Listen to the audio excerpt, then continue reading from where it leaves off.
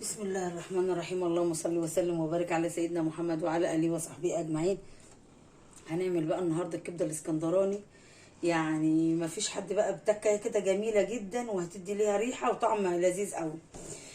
طبعا بقى على حسب الكميه معاكي بقى نص كيلو كبده متقطعه عصافيري كده، او لو انت حابه تجيبها تقطعها في البيت بتبقى قطع صغيره زي ما انت شايفاها كده، قطع صغننه خالص اهي، وطبعا جميله اهي زي على الكبده اللي انت اي نوع انت حابه تجيبيها. لو مجمده حطيها في مصفى او حاجه، خليها ايه تصفي التلج اللي فيها والميه عشان ما تسيلش معاكي وانت في الطاسه على النار. معانا طبعا اهو نص كيلو كبده، ربع كيلو كبده على حسب. معايا بقى حته ليا صغيره وهنحط معلقتين زيت معاها. معانا بقى الثوم 5 فصوص 6 فصوص على حسب الكميه برضو. معانا ليمونايه. معانا هناخد بقى معلقتين خل. معانا ملح وكمون وكزبره ناشفه. ومعانا بقى فلفل اخضر رومي وقرن فلفل حراق. لو عايزه تستغنى عن الفلفل اللي هو الحراق دوت، عندك اطفال او عندك ولاد ما تحطيش فلفل، عايزه تحطي حته بسيطه او عايزه تحطي ليكي لنفسك انت في حاجه لوحديها دي براحتك. طبعا هنقطع الفلفل مكعبات زي ما انتم شايفين كده. بسم الله الرحمن الرحيم. الفلفل برضو الكميه اللي انت عايزاها حطيها. الفلفل طبعا يعني الخضار ده خضار، الفلفل اللي احنا هنحطه ده خضار.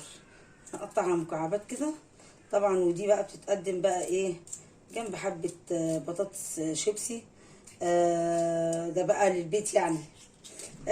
جنب حبة كاتشب، جنب حبة مايونيز، جنب سلطة الطحينة يعني. مش هتقولك لأ، هتتقدم في تلك الحالات.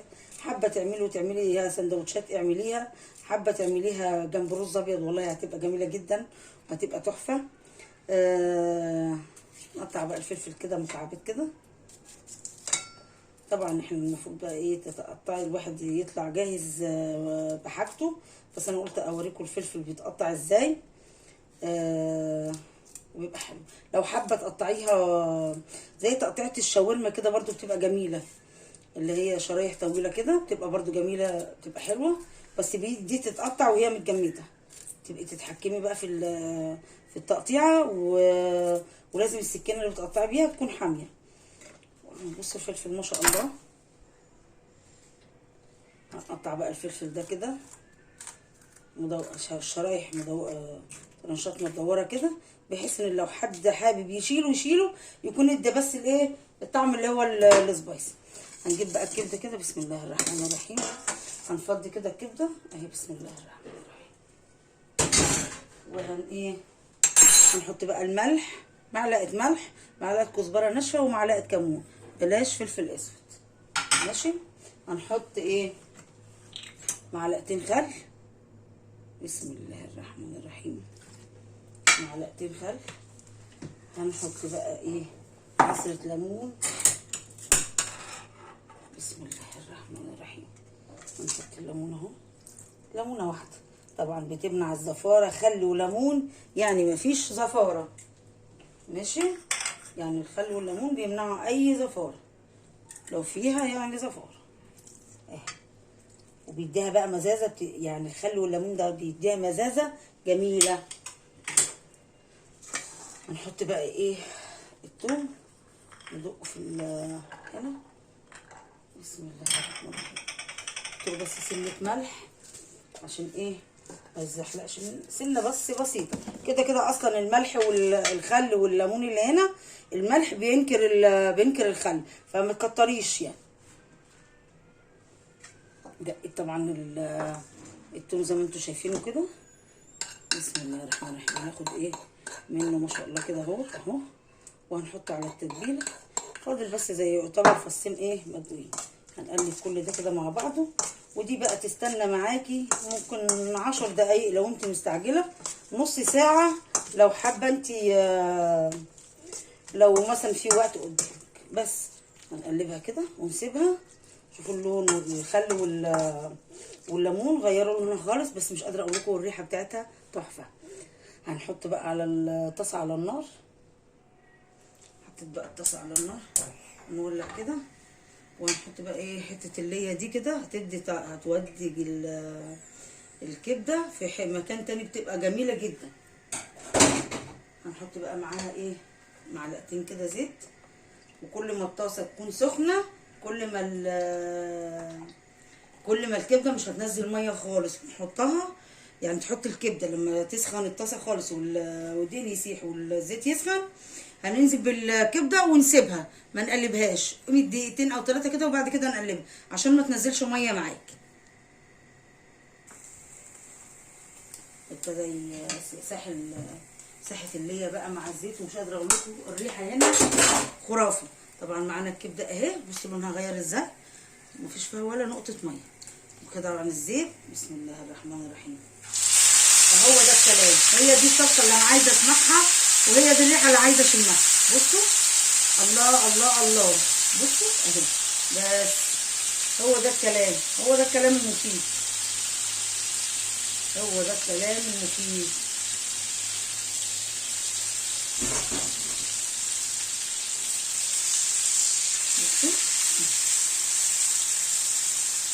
بصوا لونها كده جميل جدا.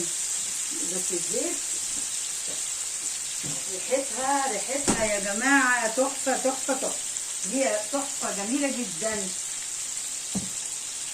نسيبها بقى كده اهي. بصوا اهي، طبعا مفيش ميه، كل ده زيت، والريحه ريحه الليه معاها تحفه يا جماعه اهي. نسيبها بقى كده شويه.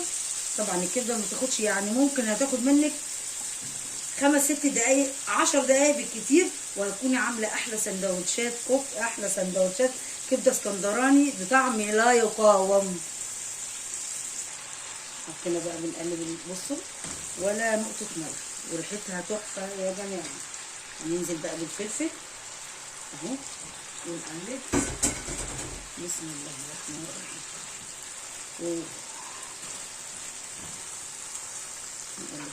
ولا نقطه ميه، كل الزيت بقى، وريحه الليه فيها تحفه. طبعا انتوا عارفين ان الكبده ما بتاخدش سوا. معايا بقى بقيت فص الثوم، معلقه بسيطه خالص اهي. بس حته تومه صغنونه خالص نوسع كده اهي، نحطها نقلبها. بس سيبها بس تقليبه بس بسيطه كده، ونطفي عليها يدوب بس كده، ياخد بس تقليبه. ما الفلفل يعني ايه ما يستويش قوي كده، يبقى فيه ايه يعني تكه بسيطه كده، تبقى جميله جدا، وتحسي ان انت بتاكلي فعلا فلفل اخضر مع الكبده الاسكندراني بطعم تحفه جدا. هنطفي بقى كده. بسم الله الرحمن الرحيم. ونعمل بقى السندوتش، احلى سندوتش. خلصنا بقى، والريحه يعني مش قادره اقول لكم. هنبتدي بقى نعبي السندوتشات كده. بسم الله الرحمن الرحيم. حاجه كده